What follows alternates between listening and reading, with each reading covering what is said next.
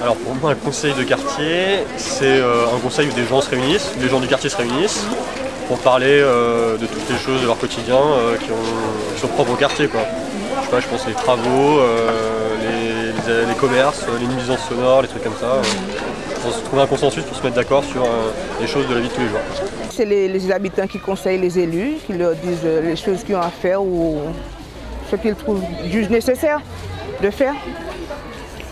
En fait, je pense que ça veut bien dire ce que ça veut dire, quoi. C'est demander conseil aux gens du quartier. Je pense que c'est une façon de faire en sorte que les habitants soient intéressés à la vie de leur quartier, du coup à la vie de la ville, mais de plus près, quoi, être concernés de plus près. C'est comme ça que je le perçois. Je ne sais pas comment ça va se faire, mais c'est comme ça que je le perçois. Ça participe d'un échange avec, je dirais, le pouvoir politique, les instances municipales, mais qu'il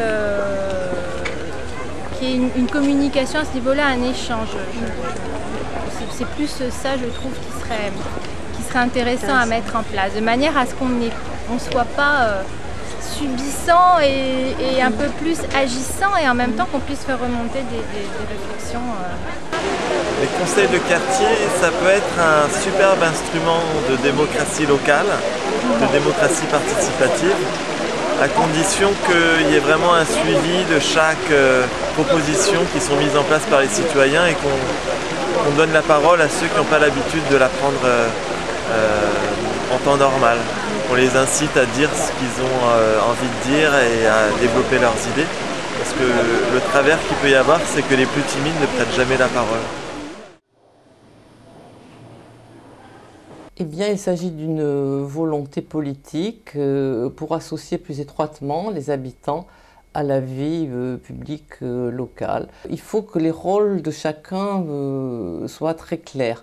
Les élus, eh bien, ils ont été élus, ils représentent l'intérêt général, donc c'est eux qui continuent à prendre les décisions. Par contre, l'élu n'est pas omniscient et ils ont besoin, je pense, des conseils de quartier pour les aider à prendre les décisions les meilleures. Et l'élu, il doit savoir se remettre en question aussi. Si par exemple tous les avis des habitants sont convergents et qui vont dans le sens de l'intérêt général, il doit savoir remettre sa décision.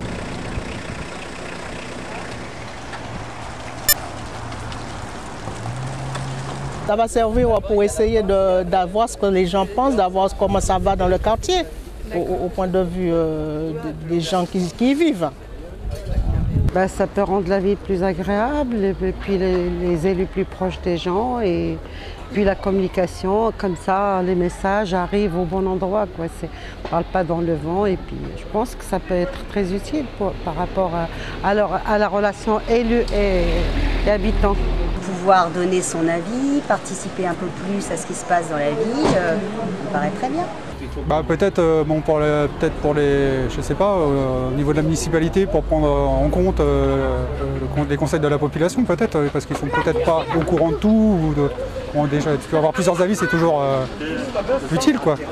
Le but, je pense que ça va être de mieux connaître la vie du quartier et de faire en sorte qu'on améliore suivant les difficultés qui peuvent se présenter dans chaque coin. Je pense que ça permet aux habitants de se réunir et de donner des éléments éventuellement aux élus pour que ça aille mieux dans la ville, pour que ça aille mieux dans le quartier.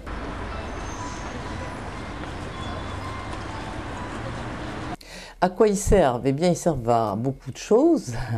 Moi, je pense qu'on peut distinguer plusieurs niveaux. Un niveau qui est le plus évident, qui est celui de l'amélioration de la gestion municipale.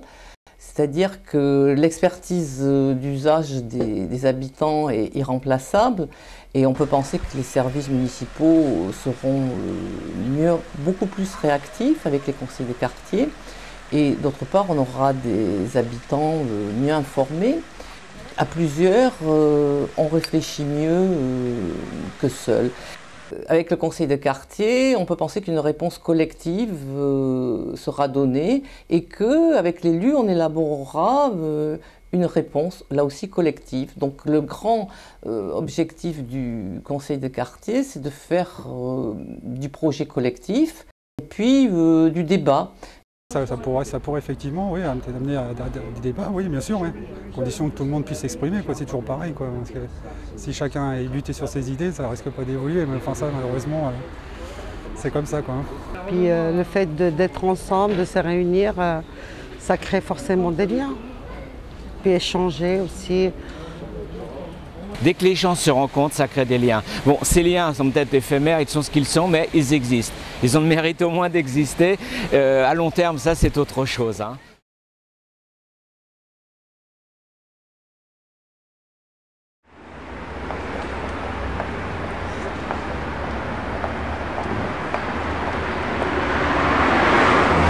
Ça peut être des questions d'organisation, ça peut être des initiatives culturelles auxquelles on n'a pas pensé, ça peut être des problèmes de propreté, ça peut être des absurdités administratives, des problèmes de stationnement, etc. Enfin, on a tous 1 milliard de problèmes à gérer au quotidien et peut-être qu'on réussira à en résoudre certains grâce au conseil de quartier.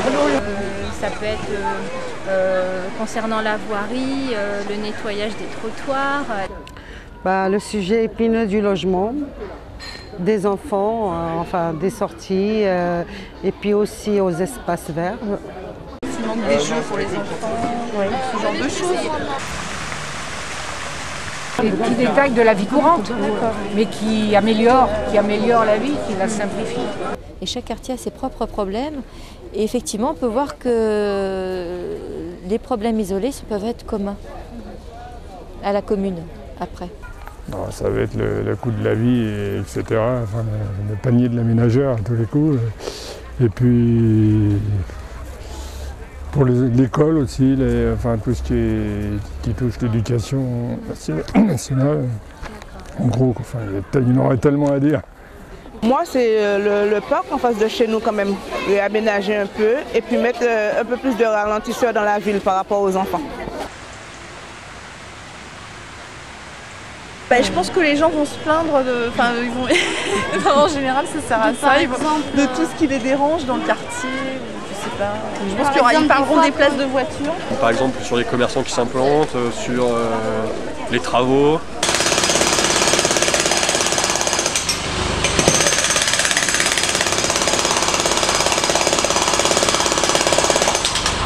Si les gens mettent un peu de bonne volonté, ça peut servir à quelque chose. Je pense qu'il faut que les ordres du jour soient intéressants. Après, il faut voir s'il y a vraiment des répercussions sur la mairie ou sur des choses qui entourent les gens. Après, il faut voir comment c'est organisé. Souvent, comment ça se passe la première fois qu'on vient. Je pense que c'est assez important de voir la première fois. Si les gens viennent la première fois, si c'est bien, ils reviendront. Sinon, ça ne nous intéresse pas trop. Voilà.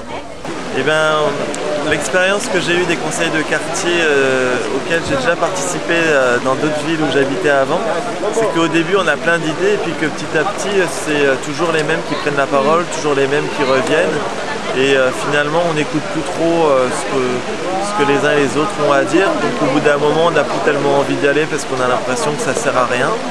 Donc on verra si... Je pense que j'irai au début et puis j'espère que j'aurai envie de continuer à y aller.